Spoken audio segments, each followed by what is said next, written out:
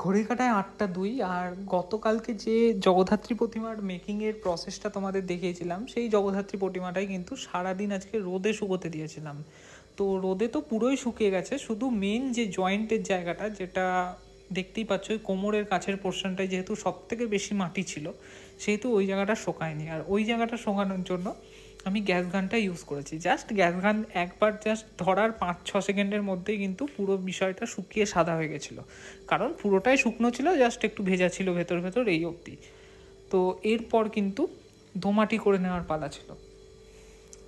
তার আগে আমি এমনি করে আরও শেখছিলাম, কারণ জেগে থাকা যে তুষগুলো ছিল সেই তুষগুলো কিন্তু এই আগুনের হিটে পুড়ে যায়, এবং পুড়ে যে ছাই হয়ে যায়, বুঝতেই পারছো দেখে তোমরা, ওই কালো কালো কালো কালোগুলো হয়ে আছে, সেগুলো কিন্তু ঝেড়ে দিলেই পরিষ্কার হয়ে যায়, মাটিটা কিন্তু প্লেন হয়ে যায়।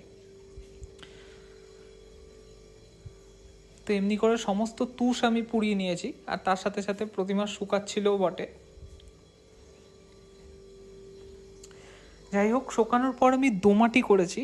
দোমাটির জন্য আমি কিন্তু গঙ্গা মাটি ইউজ করেছি। কারখানা থেকে গঙ্গা মাটি নিয়ে এসেছিলাম, যেহেতু কালির কাজ হয়েই ছিল সেহেতু গঙ্গা মাটি রেডিই ছিল। একদম ছানা মাটি, যেগুলো ধরো ইউজ হয়নি, সেগুলো আমি কারখানা থেকে খানিকটা তাল নিয়ে চলে এসেছিলাম এবং কাজ করছিলাম।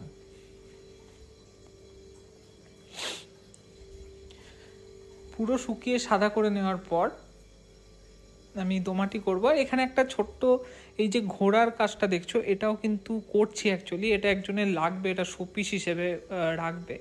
তো এটা কিন্তু আমি প্লাস্টিকে ঢেকে রেখেছি, কারণ এটা এখনও শেষ হয়নি।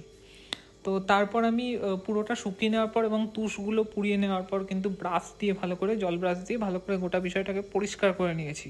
কারণ তুষের যে ছাইগুলো, ওগুলো কিন্তু থাকলে হবে না। তো ওগুলো ফেলে আমি ভালো করে এরকম জল দিয়ে ভালো করে ঘুলিয়ে ঘালিয়ে পরিষ্কার করে নিয়েছি। দেখে বুঝতে পারছো একদম নিট অ্যান্ড ক্লিন হয়ে গেছে, গোটা গাটা প্রায় এমনি প্লেন হয়ে গেছে। ছাদে যখন দিয়েছিলাম তখন আবার একটা কাঠবিড়ালি তুষ খেয়ে খেয়ে পিছন দিক থেকে একটু খাম করেছে। তো এই হচ্ছে বেলে মাটি, একদম দেখে নাও গঙ্গার যে পলি মাটিটা, সেই মাটিটা দিয়ে আমি কিন্তু দোমাটি করেছি। তো দোমাটি আমি শুরু করেছি, দোমাটির ভিডিও আমি আবার কালকের মতো টাইম ল্যাপসে করেছি, তোমরা দেখো, তোমরা বুঝতেই পারবে। তার সাথে সাথে কিন্তু বেশ কিছু কমেন্ট পড়ি চলো। কালকের ভিডিওতে কমেন্ট করেছো স্কাল্পচার্স বাই অরিন্দ্র রয়। আচ্ছা দাদা, গ্যাস গানটা কেমন আয় দেয়? তাহলে আমিও নিজের কাজের জন্য একটা কিনবো। AYY দিয়ে কী লিখেছো আমি এটা বুঝলাম না, তবে ভালো সার্ভিস দেয় এক কথায়, দারুণ দারুণ। মানে খুবই ছোট কাজ করার জন্য গ্যাস গানটা দারুণ, অবশ্যই কিনে রেখো। 1000 টাকার মধ্যে আশা করি মেশিন ফেশিন গ্যাস ফ্যাস নিয়ে হয়ে যাবে। আচ্ছা, রঞ্জন মোদক, দাদা এটা নেক্সট পার্ট লাগবে।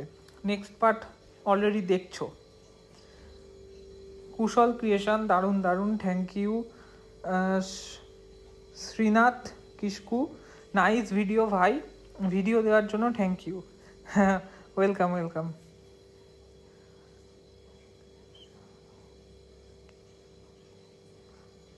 এই নামটা আমি পড়তেই পাচ্ছি না actually. UNB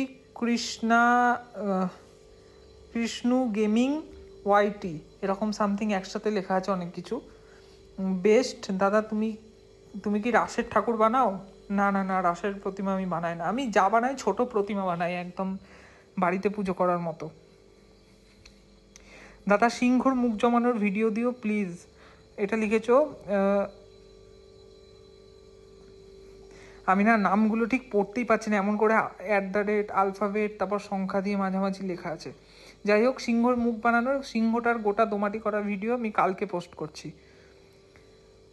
art of Sushant, পাটমাটি দিয়ে বানাও, তাহলে ঠাকুর খুব শক্ত হয় আর দোমাটি করার সময় তুষ দেখাবে না।